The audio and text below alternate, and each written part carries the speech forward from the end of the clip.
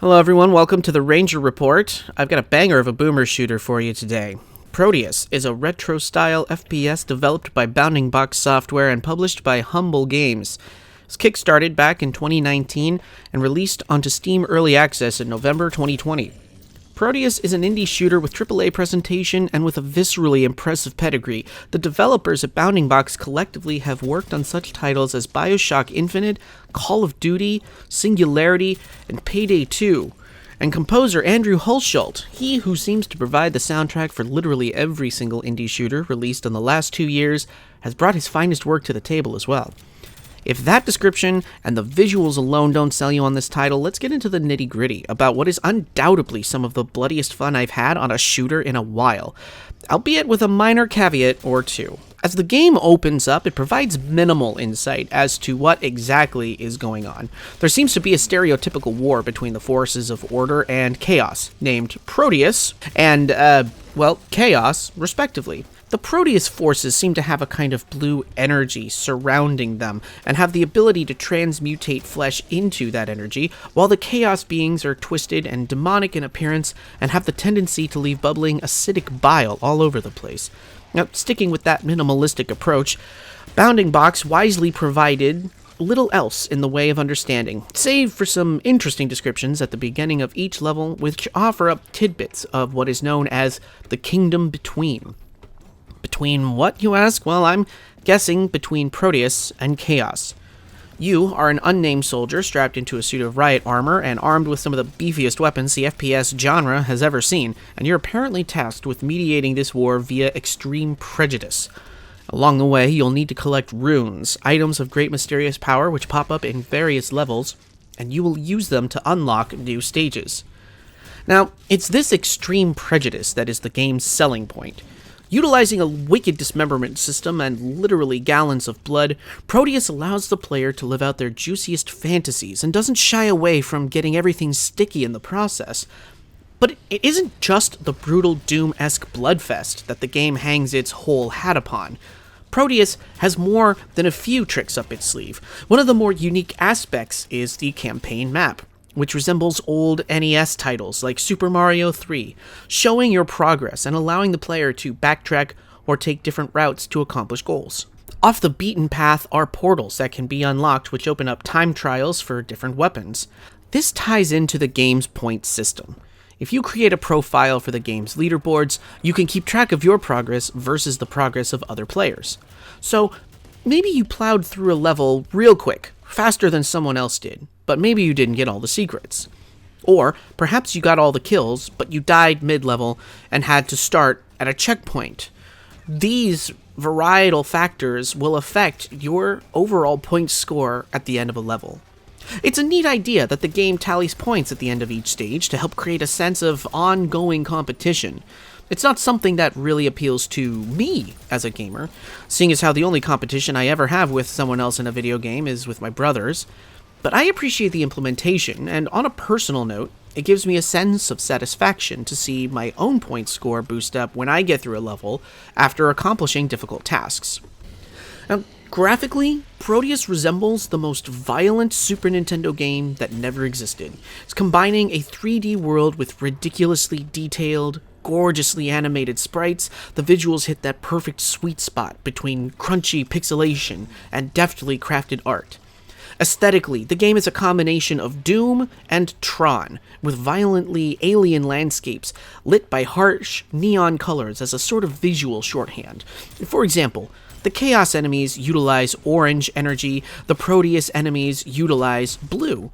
Some of the weapons contain these colorful cues as well, so I often found myself using the orange energy arc rail weapon against the blue-colored Proteans and the blue energy plasma rifle weapon against the Chaos demons.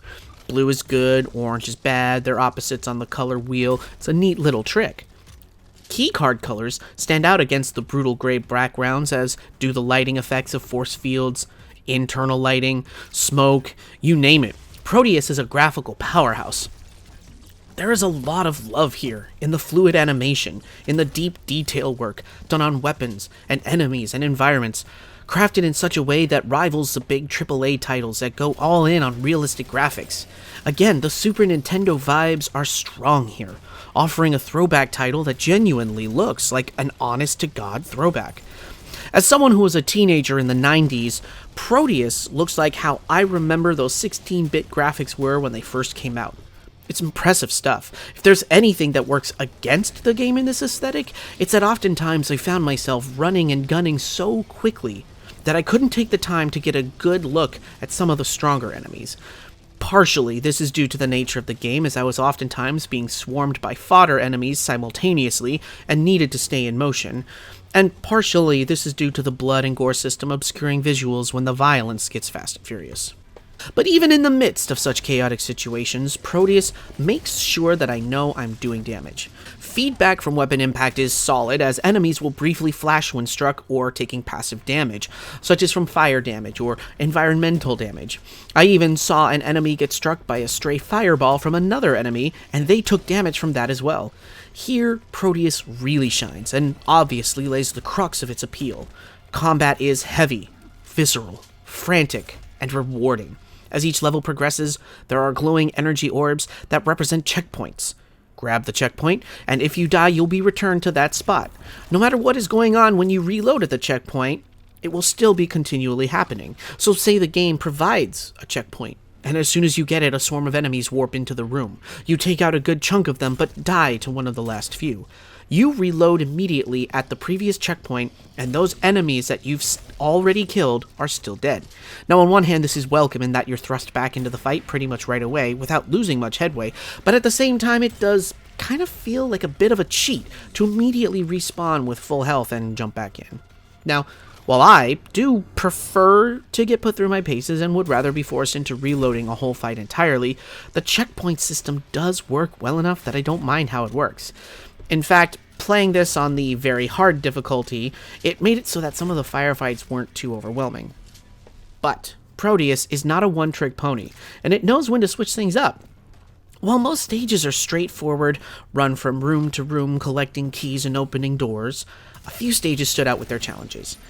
One of them involved running from cover to cover as two snipers with railguns took shots at me whenever I was out in the open. Another involved defending a reactor core until it reached meltdown status. My personal favorite, and the most rewarding for me, was the Memorial stage, where there were no checkpoints. Only one long arena fight as waves of increasingly difficult enemies warped in over time. Here's where players will find their appreciation for that checkpoint system, as the lack thereof is both jarring and adrenaline-fueling. It took me a number of times to clear this stage, and when I did, I was sweating. But none of this would be worth the while if the armory didn't satisfy, and fortunately, Prodeus delivers on that aspect as well. Every weapon in the game has two firing modes, to varying degrees of efficiency. The standard pistol has a regular shot, but also a down-the-sights shot, which burst fires 3 bullets when used. The shotgun has a charge-up alt-fire, which will set enemies on fire if it doesn't kill them outright. The arc rail, one of my favorites, is also one of the most versatile. Its standard shot is a fairly weak bolt of chaos electricity, but when fired at groups, the electricity will leap from enemy to enemy like chain lightning. And in alt-fire mode, the arc rail acts as a railgun sniper rifle, same as used by those enemies in the marksman level. But the star of the show for me was the super shotgun, a quad barrel beauty that can fire 4 shots in succession pretty damn quick, or you can unload all 4 barrels in alt fire that will kill literally almost anything in one shot. Utilizing the weapon wheel, or rather the weapon loadout, makes swapping guns a breeze. You hold Q, and the game stops around you to switch out for a new weapon. One of my favorite tricks is to launch a rocket at an enemy, hold Q, pick my arc rail, then get back into action, and snipe shot a separate target just as that rocket hits the first enemy I shot at. And the sound effects for these things are hefty. When surrounded by swarms of enemies, I like to use the chain gun, but those chunky sound effects are so beefy that it nearly drowns out even the rocking Hulshult soundtrack. I mean, you need to listen to this thing.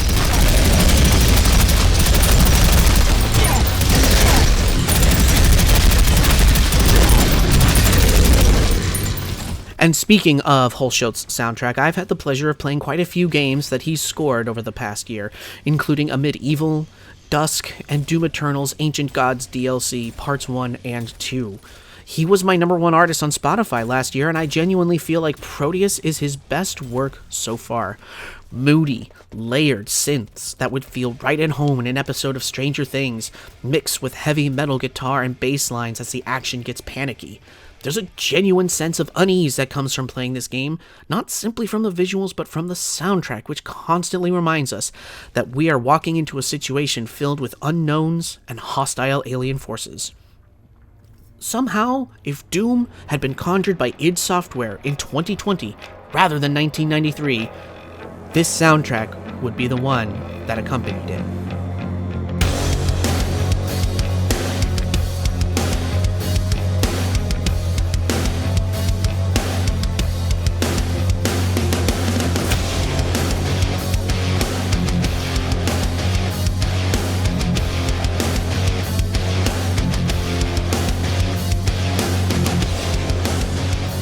Now at this point, you'd think that I'd have nothing negative to say about the game with all of this glowing praise that I'd been shoveling all over it. Well, you'd be partially right. I don't really have anything negative to say about the game, aside from there simply isn't very much of this to play at the moment. So far, the initial campaign comprises about 25% of the full game, which is about my completion file that I had at this point in time. Now, I didn't get all the secrets. I'm not much of a secret hunter, but while there's nearly a dozen levels to complete, including 3 weapons trials and also the weapon throne room, which is a giant armory which will allow you to restock up on ammo once you unlock it, which it does have its own secrets, it seems, so that will be interesting to explore later on. The game starts strong, builds up steam, and then simply stops. This is immediately after the level where you get the super shotgun, offering precious little in the way of new game to explore utilizing that weapon. Certainly, for those who compete for points on leaderboards, going back through the levels to cut through them quicker using the SSG and plasma rifle and other power weapons they didn't have previously is a boon. But just as the game really truly reaches a full head of steam, there's nothing left to do but go back and replay levels to get a handle on weapon play. And with what appears to be a very large number of weapons that we'll be getting in future content, it's almost a massive tease to end things where they are. Still, this game comes with quite a few options to keep players happy as more content comes rolling through. The level editor is reportedly versatile and easy to use, and jumping into player-created levels is sure to bring some much-needed kick. Quite a few of them look absolutely insane. And the devs are very active on the web, showing work that they're continually doing, such as an upcoming full auto shotgun and a weird goth revolver. But at $24.99, Prodeus, so far, is the equivalent of a shareware game priced at full retail, a criticism that many have levied at the early access concept as a whole. Am I upset that I paid that much for what I've gotten? No, not really, not knowing that there's more inbound, and given the quality of the game given so far. Making sure devs get paid money to be able to work is a good thing.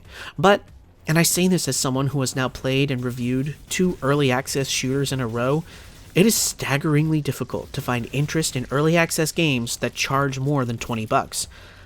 Going back to the shareware comparison, if $20 gets a high-speed boomer shooter made with love and care for the genre, but I only get the first handful of missions, I can get down on it. But it also depends on the quality and the length of that initial content. Fortunately, Prodeus's levels are fairly big, which put me at 4.5 hours to get through my first play before going back to record another 1.5 hours of footage. That's a decent amount of time, and I liked what I've gotten so far. If anything, I'll take solace in the idea that this comprises about a quarter of what to expect from the full game. At the end of the day, Prodeus is a solid game, solidly made by devs with a solid background. It teases so much in the way of story and action and gameplay that I genuinely hope that it will live up to this initial taste. From top to bottom, this is a quality product made by people who understand and love the FPS genre, and I can't recommend it enough based on what's here. But, for those who want a little more content with their price tag, I'd recommend waiting a little longer until more levels drop, unless you are a map maker and a competitor yourself. Prodeus is poised to be the next king of boomer shooters, but for now we'll have to wait. hungrily for more. I'm going to give what we have so far an 8.5 out of 10. Thank you so much for joining me in this video, seeing as how this is, again, the second early access shooter that I have reviewed in a row. Next time on the report, I think we're gonna go take a trip in the Wayback Machine and get an older shooter, one that I've been meaning to play for a while, and I'm going to use this show as an excuse to finally get into. If you've enjoyed yourself here or any of the other content I've done, please consider a like and a subscribe. I've got more coming along the way. I'm Ruby Ranger, and this has been the Ranger Report. Thank you.